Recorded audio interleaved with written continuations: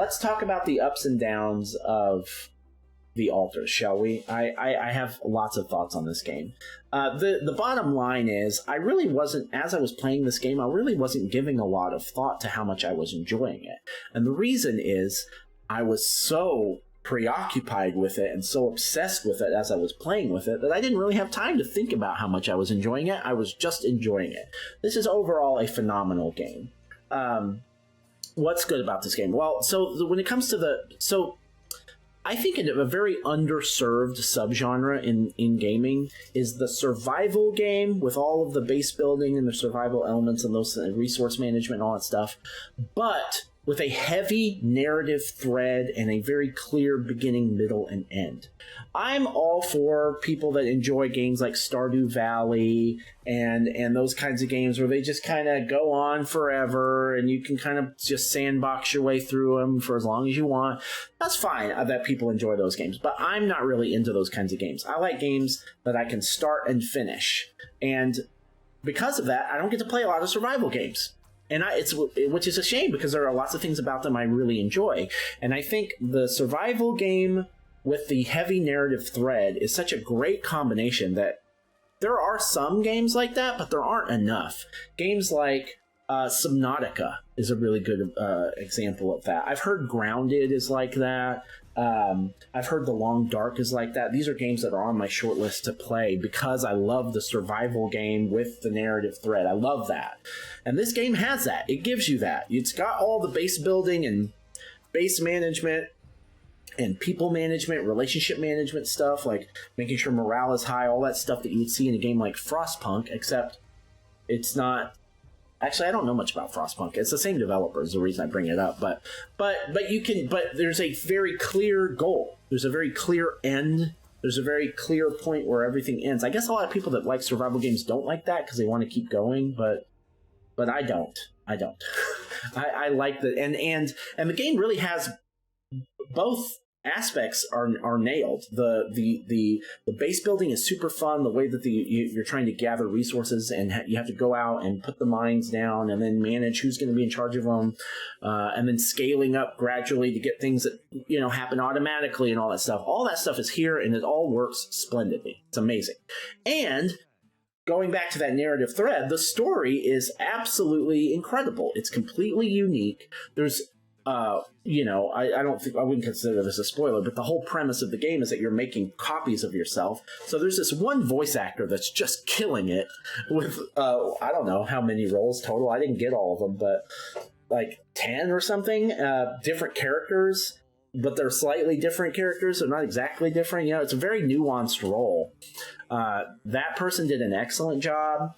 All of the sci-fi elements of this, like what you're mining and the implications of using all of the moral and ethical implications of creating people and all of the weird existential issues of like the nature of personal identity and the idea that like there are these sliding door moments in your life so that everything could change and turn you into a completely different person.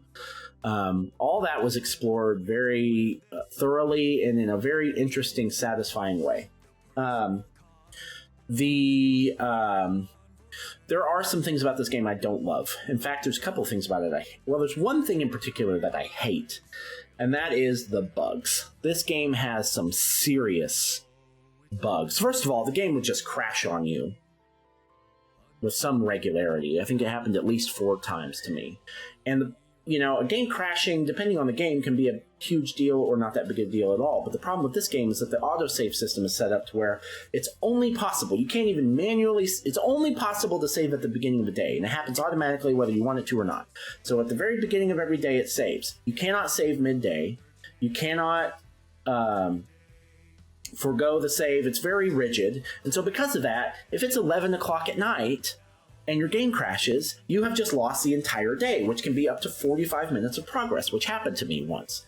A couple of times, actually. I lost lots of progress, multiple times in this game because of the crashes.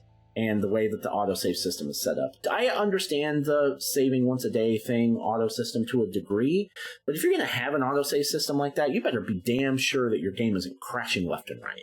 So that was a serious issue. There are also multiple problems with, I just can't, this person just won't talk to me, even though it's the only thing I can do. It's the only way to move the quest forward. The thought bubble just isn't there, and so I just can't talk to them, or the thought bubble's there, but the X is just grayed out, so I just can't talk to them. That happened multiple times.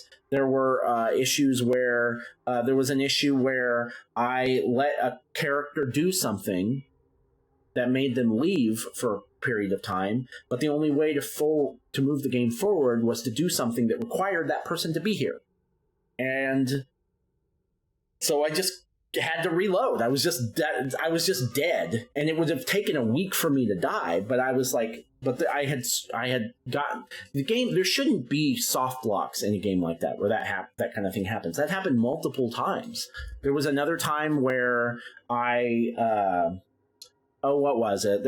I let a character I finished somebody's quest, but doing that caused me not to be able to do something. I don't remember. That kind of thing happened multiple times to where it was just, I just have to reload the whole day so that I don't do that. And it's something no reasonable person would have seen coming. It's not... You just think... You have a certain level of trust in a game that they're not going to... if you choose that option... Or if you not even choose an option, if you just talk to the character, it sets something in motion that blocks that character out from being able to do anything for the rest of the day, which is critical, and you need it done that day or you're going to die. And there were multiple situations where it was just like, the devs just clearly didn't think this through. You shouldn't be able to do that.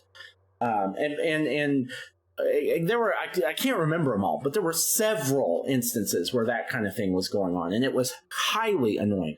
In fact, it was fucking irresponsible at a certain point. It's like, dude, guys, get your shit together, get your game in a state where it ships, where you can actually play it in a way that's intuitive without locking yourself out and hard soft locking it so you have to just reload. Anyway, it was fucking horrible.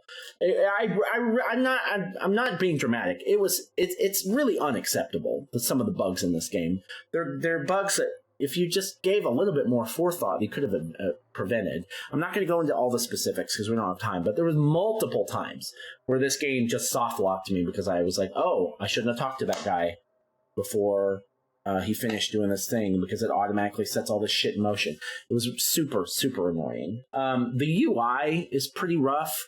I don't know I assume this game's available on PC. I don't know if it is, but I assume that it is.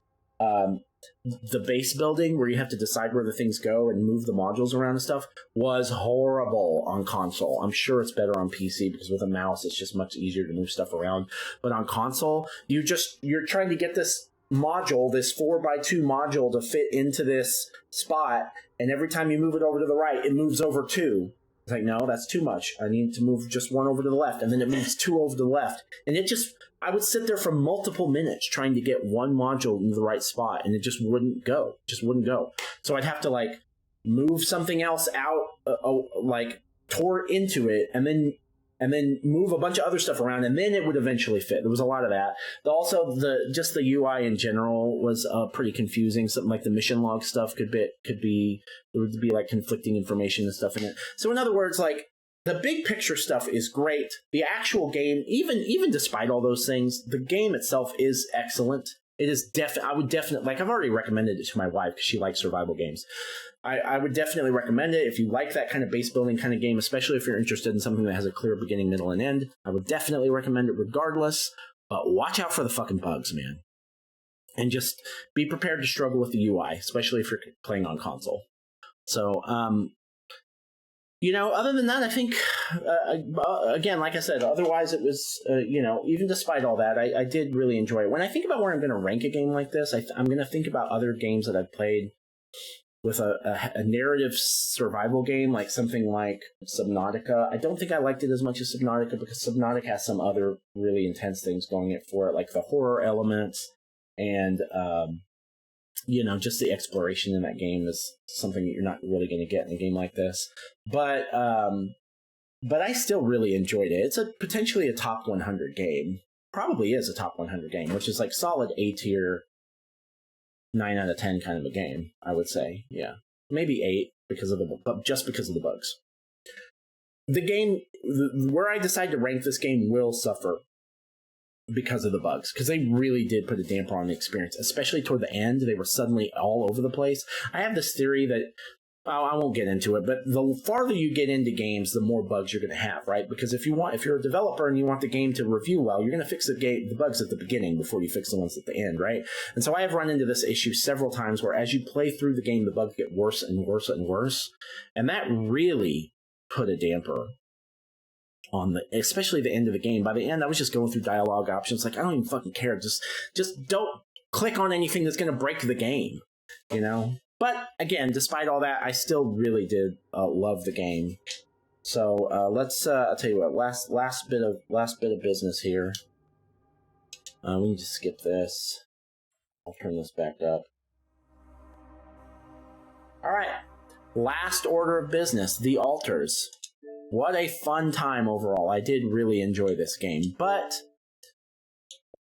even though we did love you as much as we did, Alters, it's been fun. Thanks to all the devs that put all their hearts and souls into this and everything. But we are now going to delete you from our console and never play you again. Bye! Appreciate you. Fix those bugs, but I still love you.